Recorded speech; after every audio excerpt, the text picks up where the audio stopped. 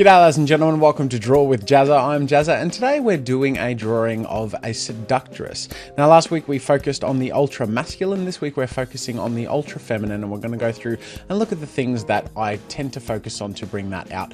So we start off with the construction lines as we always do, and with this figure I tend to start off with the face and the rib cage. So they're going to be facing opposite directions, and the rib cage construction lines I generally do as a bit of an oval or egg shape.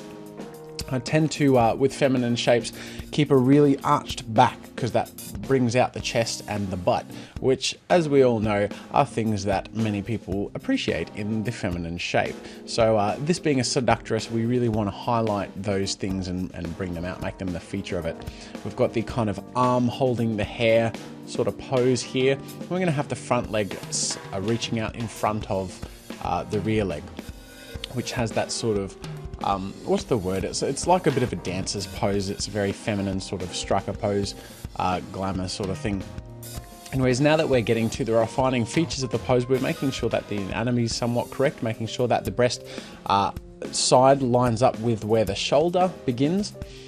Making sure that we have that V along the taper at the bottom part of the torso, and making sure that the butt kind of curves into the thigh and having a really nice sort of smooth shape there.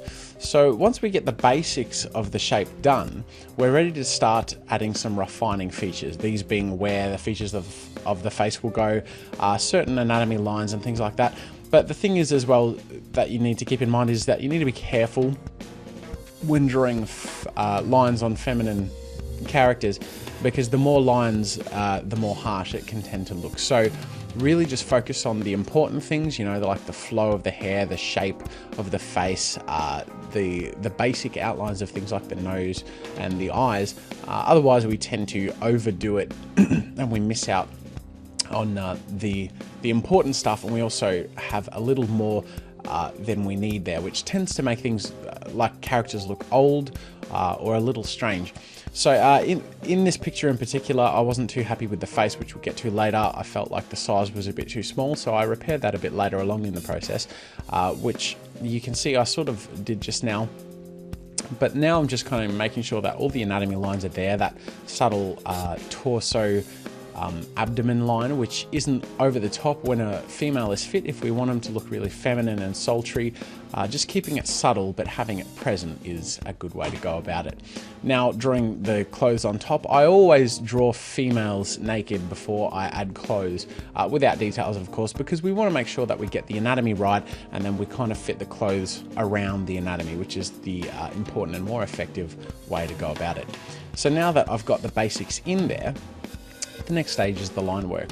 And like I said, less is more. So really focusing on bringing out those elegant shapes and focusing on line weight variation, so we get a really smooth look. We don't want harsh edges or anything like that. Trying to get a really sort of feminine look in the face and working with the anatomy lines without overdoing it. We don't want them to look too muscular or anything like that. Also getting a nice flow in the hair, again, not too many lines, more about the shape and having a few lines on the interior of the shape of the hair to bring that shape and flow out.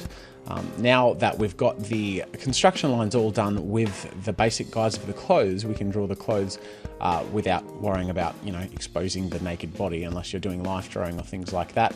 And then of course making sure that the shapes interact with each other well. So for example, her left arm overlapping onto her left thigh, making sure everything kind of meets up in an appropriate way. The next part I'm doing here is expanding the size of the face, because at the moment I wasn't very happy with the size of the head compared to the body, and so enlarging that and just making sure things are a little more balanced just made it look at a place where I was a bit happier with the result. So now that that's done, I'm ready to color. I want to make sure that the colors are nice and soft and complement the feminine features of this character, and I tend to outline the shadow areas first. And in terms of the less is more with lines, what we miss out in the anatomy we can add with the color. So instead of necessarily having lines for the other side of the abdomen on the edges, we can do that with shading and just make sure that there's a little bit of shadow in there instead of harsh lines, which will kind of remove that femininity. making sure that in the face we have certain strong colors, like in the eyes. I have 3 shades in the lip. I have a dark shade for the upper lip, and then for the bottom lip I have a highlight, and then I have a mid-tone, which kind of makes that highlight pop. And then those 3 shades are how I tend to always do feminine looking lips. It adds a bit of a glossy look and makes them look a bit pouty and wet, with very minimal painting or overuse of color or texture or anything like that. So the final thing I'm doing to this picture, once I've finished all the lines and colors and stuff like that, is doing the transparent clothing on top of her. So because it's a bit of a sexy nightgown look, because she's a seductress, I've got a transparent gradient that I'm pasting in certain segments, as you can see, that I blocked out in flat colors, and just making that flow with the shape of the body. And that, ladies and gentlemen, is how I painted and drew the Seductress. I hope you enjoyed this video. Let's draw. Make sure to leave your comments and suggestions in the comment section below. And until next time, ladies and gentlemen, I will see you later.